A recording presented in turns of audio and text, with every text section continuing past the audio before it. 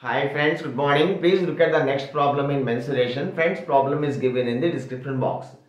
See friends, the volume of the each of 125 spheres is 4 cube by 125, and the volume of each of 27 spheres is 1 cube by 27.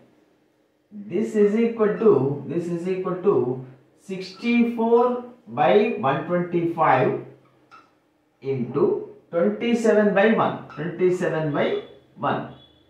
This is equal to this 27 fours 108, 27 sixes 162 plus 10 172 by 125.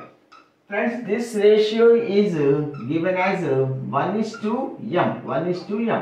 It implies m is equal to 125 by 1728. 125 by 1728. Friends, here 4 by 3 pi anyway gets cancelled. That is the reason why I have not done this. Again, here I have taken diameter, no problem. Here diameter, no problem. Thank you.